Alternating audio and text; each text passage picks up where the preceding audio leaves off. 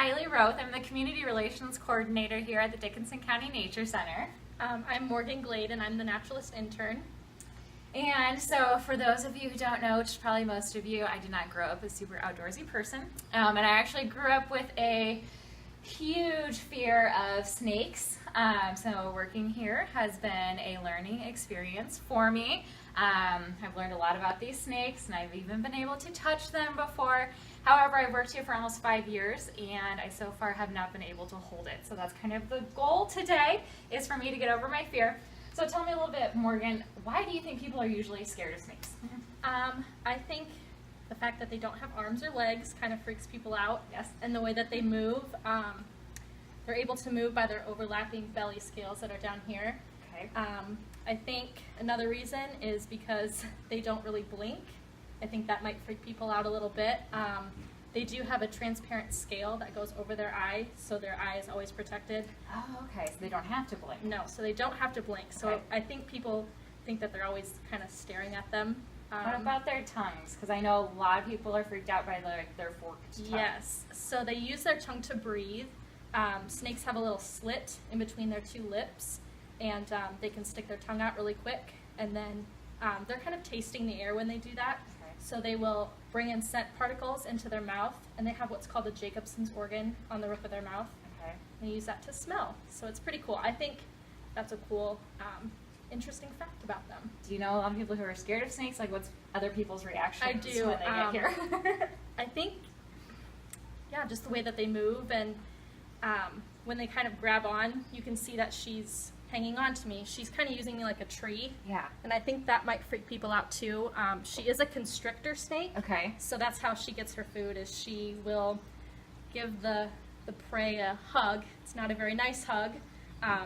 She will tighten her grip on her prey and suffocate it. But she can't do that to She people. won't do So that like to you people. holding it, and No. me holding it, it's not going to be She a problem. doesn't think people taste very good. Okay, So that's good at least. yes. Okay, so Itsy Bitsy is a. She's a western fox snake. Okay, and this is pretty common here in Dickinson Yes, County. it is. Yep. Okay. All right. So what do I do? If you just want to put your hands out like that, and I can just All right. put her. This is a lifetime fear right here. She is going to Oh my kind of gosh. tighten herself around you, Okay. Okay. but she's just trying to get a grip. Use you like a tree. Okay.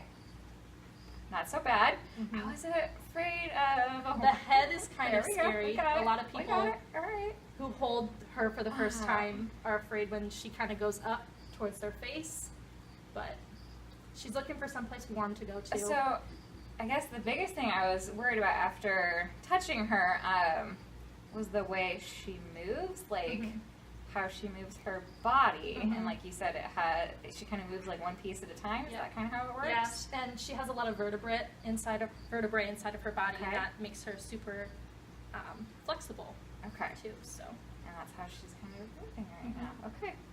All right, guys. So this is a first for me and my whole life. I don't know if you can see. I have goosebumps right she now. has goosebumps. But it's all good. She's actually, it's not so bad. Yes. It's kind of a getting over my initial reaction and knowing, I would say, that she's not going to hurt me. Like, still, even seeing garter snakes out in the wild, like, my initial reaction is still just kind of shriek. Mhm. And then I'm like, okay, no, it can't hurt me. There's nothing to be afraid of, which is kind of what this is, too. Like, I can see my normal, like, physiological reaction is to kind of, like, be nervous and I have goosebumps, but, like, my brain is like, you know what, she can't hurt me. Mhm. There's nothing wrong with this. So do you think that's the way to get over your fear of snakes, is to Yeah. kind of be around them? What do you think is the best way to do it? Even a couple years ago, I was kind of afraid of snakes. Okay. And I'm still like startled by them. So Yeah. if I'm out walking around in the tall grass and I hear movement or I see a snake go in front of me, I'm probably going to react and be startled Same by idea. it. So that's totally normal. But I think if you come here and you kind of look at them, you understand how they move, how they act, what makes them the way they are.